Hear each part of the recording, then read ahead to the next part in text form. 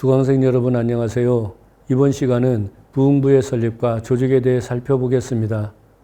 1951년 중반을 전후하여 활발하게 전개되었던 기획기구 개편 논의는 이승만 대통령의 거부권으로 결실을 맺지 못해서 기존의 기획처 체제는 그대로 유지되었습니다.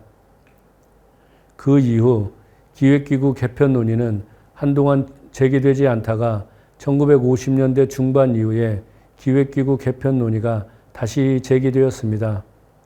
1950년대 중반에 기획기구 개편 논의가 다시 활발하게 제기된 것은 두 가지 요인이 영향을 미쳤습니다. 무엇보다도 중요한 것은 전후 경제 원조가 본격적으로 도입되기 시작했다는 점입니다. 지난 강의에서 소개한 바와 같이 1951년 중반경에 전쟁 피해 복구에 필요한 원조 공급이 활발하게 논의되었지만 실제 경제 원조는 거의 공급되지 않았습니다. 새로운 원조 기관을 통해 원조가 제공될 때에는 통상 새로운 원조 협정을 체결하는 것이 관례였습니다. 그런데 경제협조처 원조가 폐지된 이후 이것을 대신할 새로운 원조 협정 체결이 유엔군 대여금 상환 문제로 한미 정부가 갈등을 빚는 바람에 1952년 초반까지 지연되었습니다.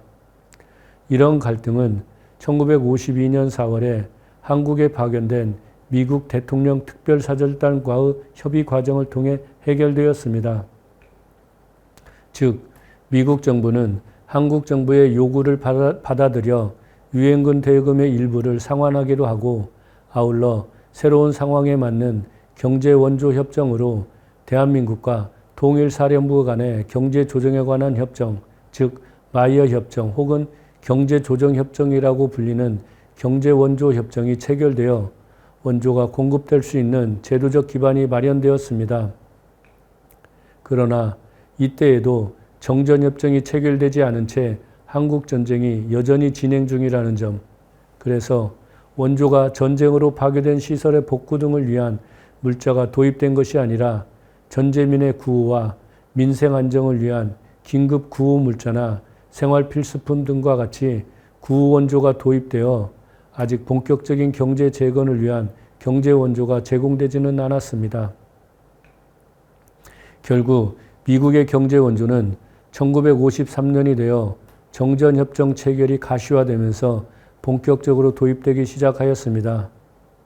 이때 제기된 문제는 원조 자금을 어떻게 관리할 것인가 하는 것이었습니다. 기본적으로 원조액은 미국 정부에서 결정하는 것이지만 그 이후 발생하는 구체적인 문제를 둘러싸고 누가 주도권을 가질 것인가 하는 문제가 제기되었던 것입니다. 가령 어떤 원조 물자를 도입할 것인지, 도입한 물자를 어떤 가격으로 판매할 것인지, 원조 물자의 판매를 통해 적립되는 대충자금을 어떤 용도로 사용할 것인지, 심지어는 원조 물자를 어느 국가에서 구매할 것인지 등 한국 경제의 재건 방향에 중요한 영향을 미치는 요인들을 둘러싸고 한미 정부는 첨예하게 대립했던 것입니다. 국내 자원이 부족한 한국 정부는 원조를 최대한 활용하여 한국 경제의 자립 기반을 구축하고자 하였습니다. 그래서 앞서 지적한 바와 같이 어떤 원조 물자를 도입할 것인지, 도입한 물자를 어떤 가격으로 판매할 것인지, 원조 물자를 판매하여 적립되는 대충자금을 어떤 용도로 사용할 것인지 등에서 한국 정부가 주도권을 가지고 결정하고자 하였습니다. 지난 시간에 설명한 바와 같이 1951년 7월과 8월에 걸쳐 전개된 기획기구 개편 논의에서 외자, 즉 원조 물자를 도입, 구매, 배분, 관리하는 정부 조직으로 부흥원 혹은 부흥부를 설립하고자 제안했을 때 한국 정부는 원조의 도입, 구매, 배분 등에서 한국 정부가 주도권을 갖는 정부 부처를 설립하고자 했다는 점에서 미국 정부의 생각과는 달랐다고 할 수 있습니다. 그러나 미국 정부는 미국민의 세금으로 조성되는 원조 자금을 효율적으로 사용하고자 하였습니다. 다시 말하면 적은 원조를 투입하고서 최대의 성과를 거두고자 하였는데 이런 원칙에 부합하는 미국의 경제 원조 목표는 한국 경제의 재건 및 부흥이라기보다는 경제 안정을 우선하는 것이었습니다. 따라서 미국 정부는 원조 자금이 경제 안정 목표를 달성하는 데 사용되어야 하며, 이러기 위해서 원조 자금이 주한 원조기구 관할하에서 운영되기를 원했던 것입니다. 앞서 소개한 바와 같이 1952년 5월에 경제조정협정이 체결되었을 때 한국 대표단과 유엔군 대표단으로 구성된 합동경제위원회를 설치한 것은 이런 이유였습니다.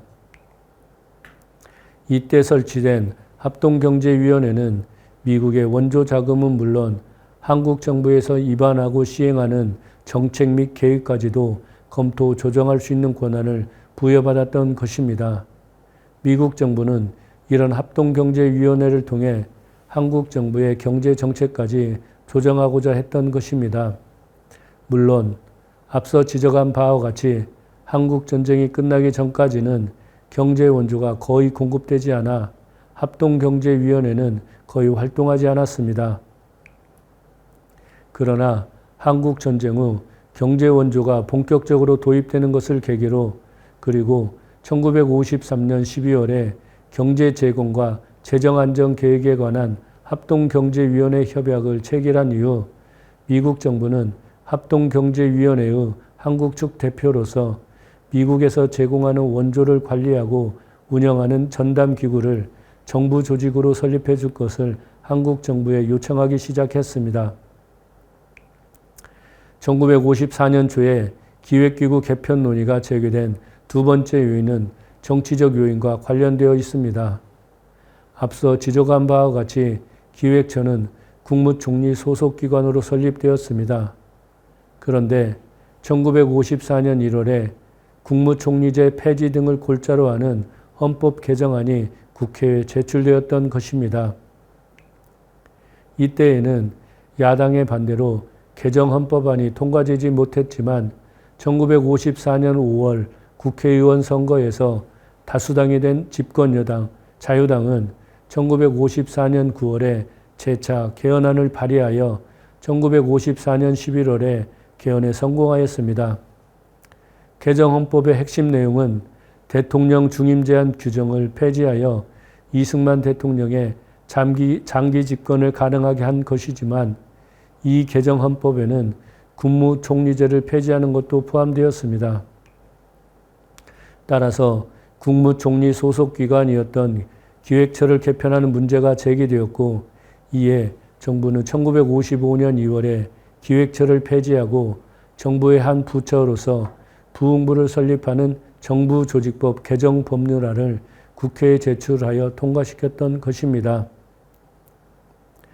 이 표는 기획처와 1955년 2월에 설립된 부흥부의 조직을 비교한 것입니다. 기획처 직제는 1950년 3월에 개정된 이후 폐지될 때까지 한 번도 개정되지 않아서 1950년 3월에 기획처 조직과 비교하였습니다. 이 표에서 가장 먼저 눈에 띄는 것은 부흥부 조직에서 예산국이 폐지되고 재무부로 이관된 것이었습니다. 그러나 예산국이 재무부로 이관된 것은 이제까지 제기된 기획기구 개편 논의나 그간의 기획처 운영 등을 고려할 때 새로운 것은 아니었다고 생각합니다. 앞서 설명했듯이 1958년 8월에 제기된 기획기구 개편 논의에서 정부안이나 법사위안 모두에서 예산국은 재무부로 이관하는 것을 전제하고 있었고, 또 1954년 이후에 기획기구 개편 논의가 재개되었을 때에도 예산국이 재무부로 이관하는 것에 대해 반대하는 사람은 없었습니다.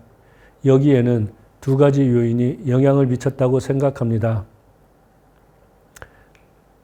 하나는 한국전쟁 중에는 경제 부흥보다 재정 적자를 완화하고 경제 안정을 달성해야 할 필요가 더 중시되었다는 점입니다. 한국전쟁 중에는 전비 조달을 비롯하여 재정 수요가 매우 컸던 반면에 세입이 적어 만성적인 적자를 보였습니다. 이런 상황에서 예산이 경제 부흥 계획에 근거하여 편성되는 것보다 세입의 한계 내에서 편성하는 것이 바람직하다는 생각이 사회적으로 공감대가 형성되었다고 생각합니다.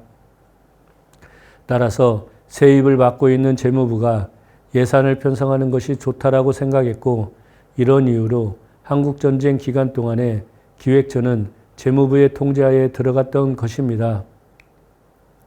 다른 하나는 원조가 본격적으로 도입되는 상황에서 원조를 통해 조성되는 재원과 국내 세입을 통해 조성되는 재원을 구분하여 관리해야 한다는 요구가 있었다고 생각합니다.